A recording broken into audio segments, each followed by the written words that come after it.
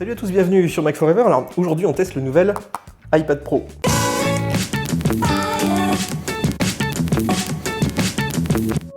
Alors avant de parler de l'iPad, regardons déjà ce qu'il y a dans la boîte. Et puis on trouve donc un petit câble Lightning vers USB-A. Alors il n'y a pas d'USB-C, si vous avez un MacBook Pro Retina dernier cri, il vous faudra un adaptateur. Et puis on trouve donc un chargeur de 12 watts, toujours en USB. Alors lui, c'est du classique, alors c'est pas du 15, c'est pas du 30, mais ça suffit sur cette dalle pour arriver à utiliser l'iPad et à le recharger en même temps. Bon alors par contre, vous l'avez vu, il n'y a pas de pencil, il faudra toujours l'acheter pour une centaine d'euros. Voilà, donc cette année, il y a toujours les deux tailles d'iPad, donc 12,9 pouces pour le plus gros et puis 10,5 pouces, donc c'est tout nouveau. On s'écarte donc du 9,7 pouces des années précédentes. Donc c'est un petit peu plus grand que 9 pouces et demi comme sur l'iPad Air 2 ici. Mais la tablette fait sensiblement quand même la même taille. Si vous les mettez l'une sur l'autre, il n'y a quand même pas de très grosse différence.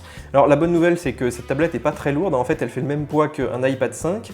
Et puis, elle est à peu près aussi épaisse qu'un iPad Air 2. Donc finalement, côté dimension, c'est tout à fait convenable. Alors l'écran, il n'y a pas de gros changements par rapport à l'an dernier sur le petit modèle. Il a toujours le traitement anti-reflet, qui est d'ailleurs un peu meilleur que l'iPad Air 2. Il a toujours l'écran laminé qui donc fusionne la couche LCD avec la couche en verre. Et puis cette année, il y a une petite différence, c'est que le Gamut P3, donc tout le spectre de couleurs élargi, est aussi présent sur le gros iPad. Et ça, c'est vraiment cool.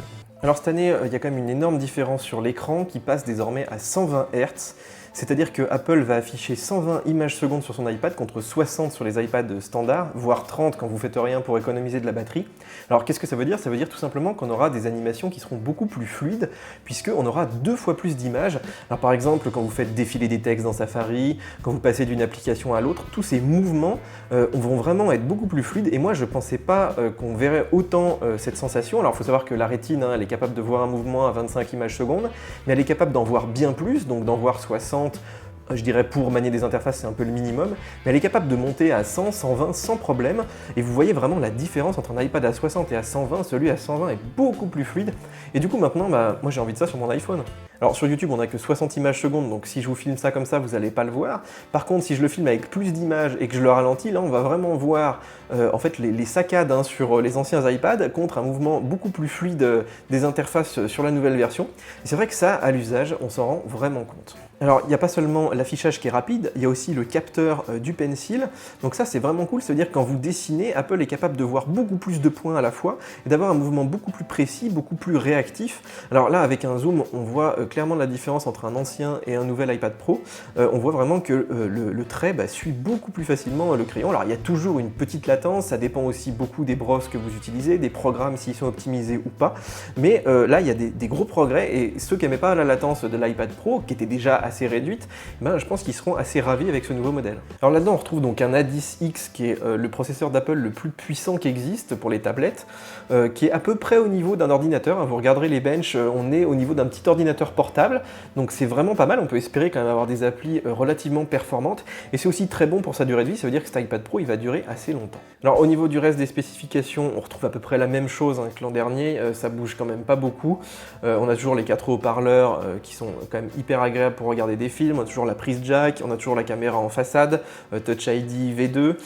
On a aussi, alors ça c'est quand même nouveau, le capteur photo de l'iPhone 7. Donc vous pouvez regarder tous nos tests, toutes nos vidéos qu'on a fait, ça filme en 4K, ça prend des très très belles photos. Il y a aussi ici le petit flash.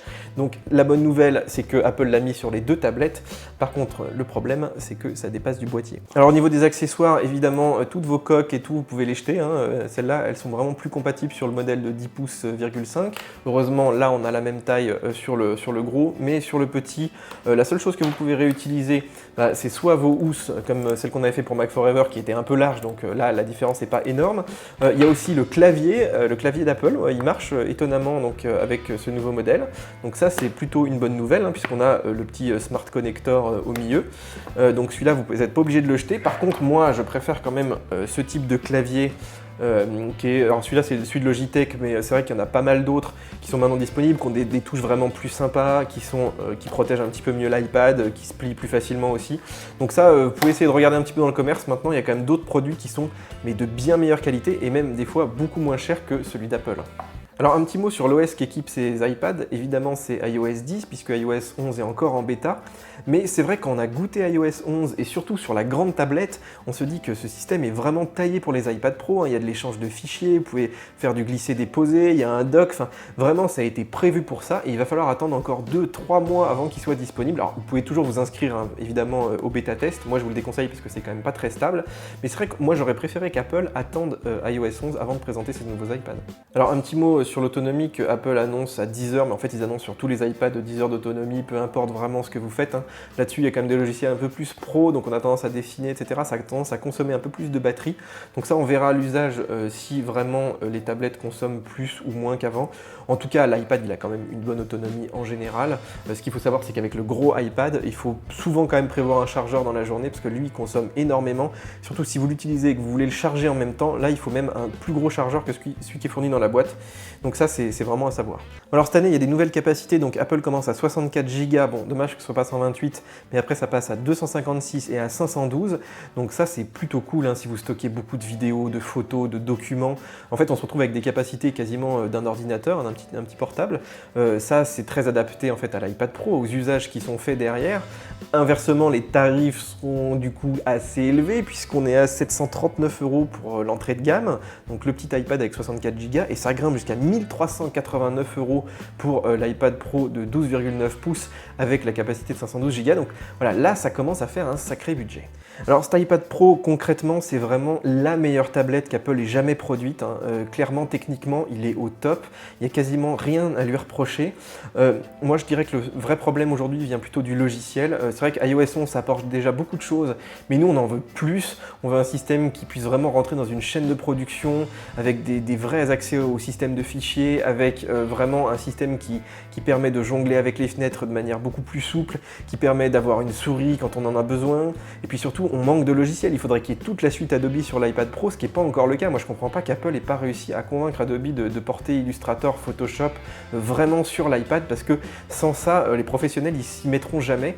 Donc voilà, aujourd'hui ça convient à un certain nombre de gens qui sont illustrateurs, ça complète bien certains types de workflow, mais on n'est pas encore vraiment dans le remplacement total de l'ordinateur. Pour ça il manque encore pas mal de choses, et voilà, aujourd'hui ce modèle contentera déjà beaucoup plus de gens, et vraiment je vous invite à aller l'essayer en Apple Store parce que l'iPad Pro c'est vraiment le meilleur iPad qui existe. Voilà, c'est déjà fini. Si la vidéo vous a plu, n'oubliez pas les petits likes, c'est très important. N'oubliez pas de vous abonner à la chaîne aussi, vous pouvez le faire depuis l'iPhone en cliquant juste là.